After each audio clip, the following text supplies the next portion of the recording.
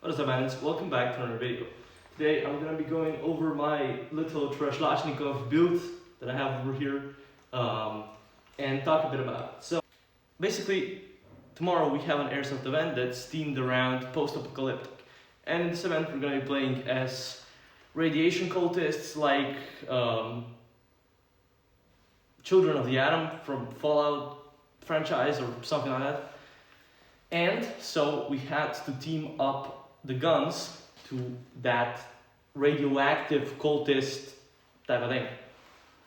For the base of this build, if you can call it that, I've used my Spec Arms Edge 2.0 AK-105, and basically what I did was, let's start with a chain here. So instead of a sling, I decided to go with a chain because it looks absolutely cool. And it's also a reference to something or someone, let me say, but we'll see if you guys can figure it out. I'm not telling you who is a reference to. If you're wondering, is the chain uncomfortable? Yes, and it's also very heavy. It's like 1 kg of chain plus the AK. It's yeah, and it bites your shoulder really bad. So I'm happy I won't be using this for like a long time. For the suppressor, I basically just took a bean stew can and I drilled a hole through it, and I had surprisingly the most issues putting this on.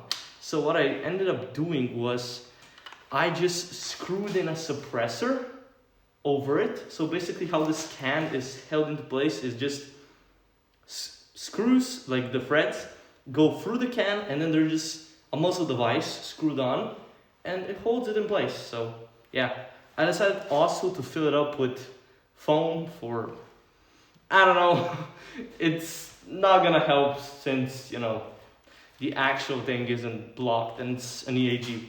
For the gas tube, I replaced it with an old broom handle.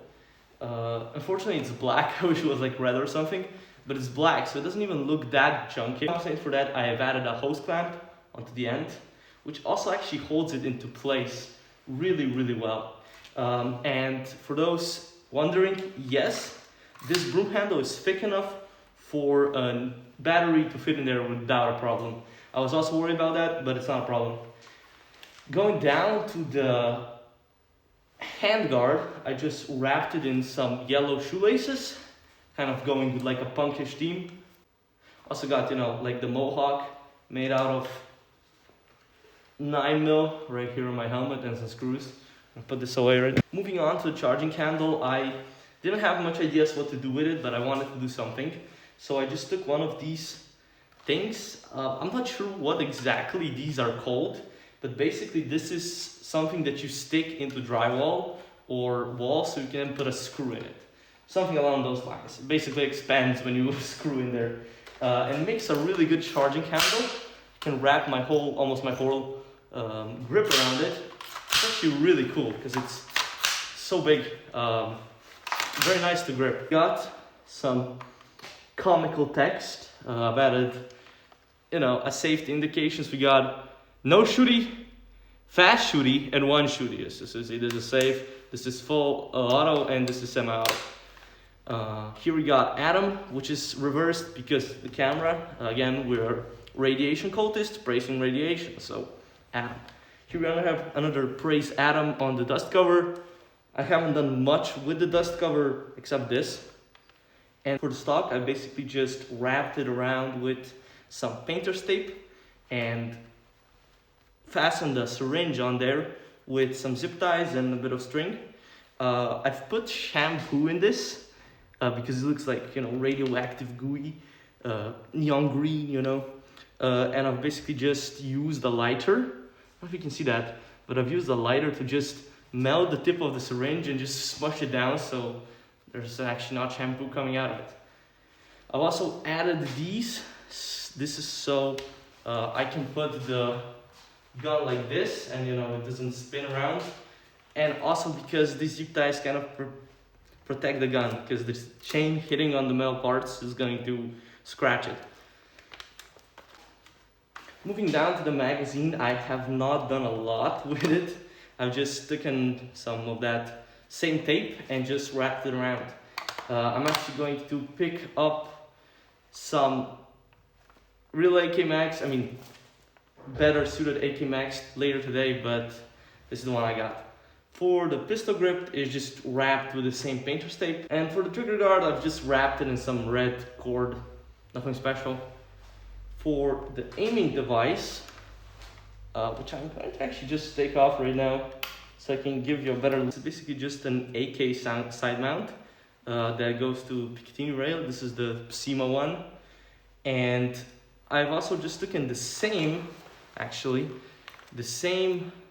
broom handle as here, and I just put it on there. Fasten it, of course, with zip ties, some string, and of course a hose clamp. Put a bit of aiming device, you don't gotta label it. And there's actually no way to aim this thing. It's just a tube, there's no crosshair.